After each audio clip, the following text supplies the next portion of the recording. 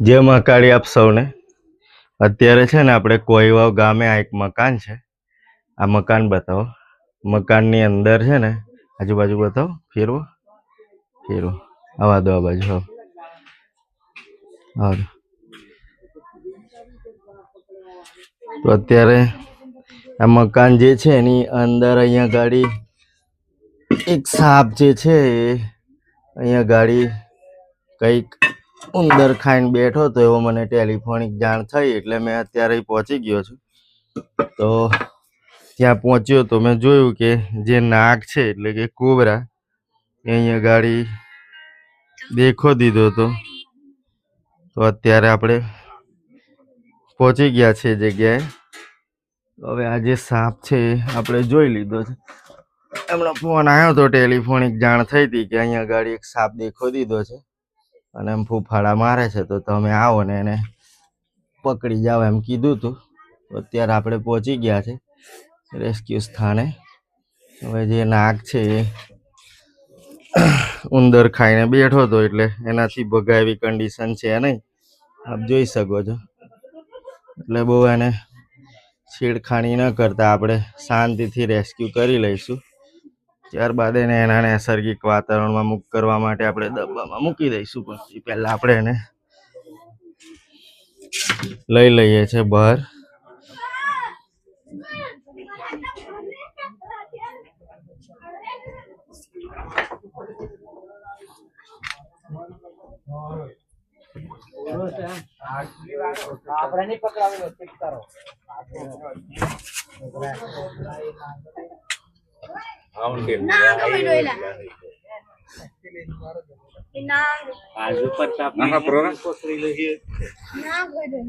તો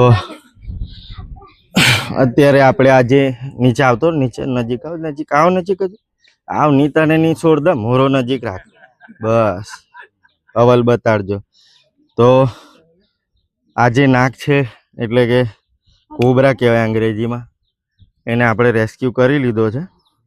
છોટાઉદેપુર જિલ્લાનો રહેવાસી આદિવાસી મેનસીબ તડવી વન્યજીવ રક્ષક આ વિડીયોના માધ્યમથી આપનું સ્વાગત કરું છું। જય જવાહર જય આદિવાસી।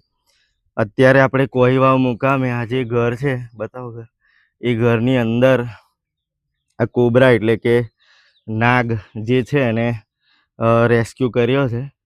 તો લગભગ 2-2.5 ફૂટનો આ કોબરા છે અને સાઇઝમાં નાનો છે એટલે ફિમેલ છે એટલે કે નારી છે, એને આપણે રેસ્ક્યુ કરી લીધો છે।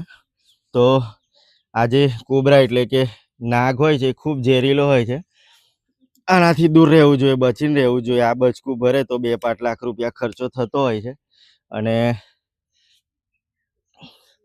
અડધો કલાકની અંદર દવાખાનું ના થાય તો માણસ મરી પણ જતો હોય છે, એટલે આનાથી દૂર રહેવું જોઈએ। અને આ સાપ ખૂબ ઝેરીલો હોય છે, આ બચકું ભરે તો બળવાઈ ભુવાએ ના જવું જોઈએ અને સીધા એમડી દવાખાનું હોય, એમડી ડૉક્ટરનું દવાખાનું, એ દવાખાને આની ટ્રીટમેન્ટ લેવી જોઈએ। સાધારણ ટ્રીટમેન્ટથી માણસનો જીવ નથી બચી શકતો, આને જે એમડી ડૉક્ટર હોય એના દ્વારા જ આનો જે તેનો નિકાલ થતો હોય છે। એટલે એમડીનું દવાખાનું હોય મોટું એની અંદર જ જવું જોઈએ અને આનાથી ટૂંકમાં દૂર રહેવું જોઈએ। અમારે જ્યાં રેસ્ક્યુઅર હોય એમ ફરીને લે, પબ્લિક લે, બધી લે, ચોખ્ફે લે, ફરીને લે હોય એને બોલાવી અને રેસ્ક્યુ કરાવવો જોઈએ। આને મારવો ના જોઈએ, દરેક જીવને જીવવાનો અધિકાર હોય જ છે, એટલે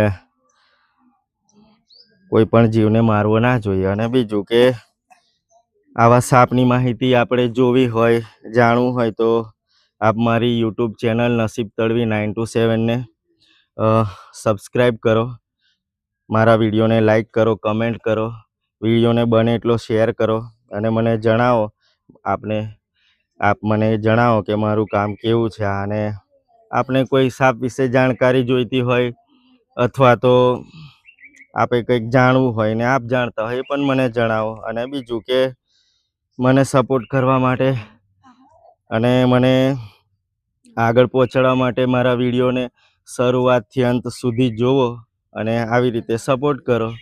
અને કંઈક સાપ વિશે જાણવું હોય, આપ જાણતા હોય એ પણ મને જણાવો। અને આવા નવા વિડીયો જોવા માટે આપ અમારી યુટ્યુબ ચેનલને સબસ્ક્રાઈબ કરી લેજો, વિડીયોને લાઈક કરજો, કમેન્ટ કરજો, શેર કરજો, બીજા સુધી આ વિડીયો પહોંચાડજો અવેરનેસ માટે, જનજાગૃતિ માટે. આપ જોઈ શકો છો એક જણા ડબ્બુ ખોલી આલજો મને થેલી મેથીનું અને પછી મને હાલ દેજો. હા, ઢોકનું ખોલીને હાલજો. હા,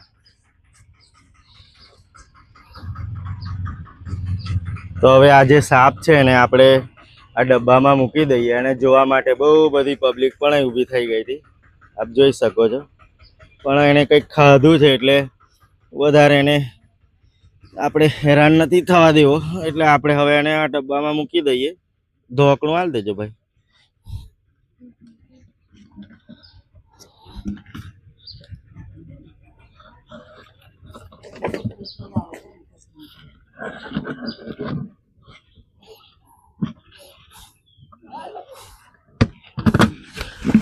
તો અત્યારે આપણે એને સાપને અંદર મૂકી દીધો છે. એને જોવા માટે કેટલા બધા લોકો પણ અહીં ઊભા થઈ ગયા હતા ગામના, આપ જોઈ શકો છો. અને એના નૈસર્ગિક વાતાવરણમાં મુક્ત કરવા માટે આપણે ડબ્બામાં મૂકી દીધો છે. Thank you.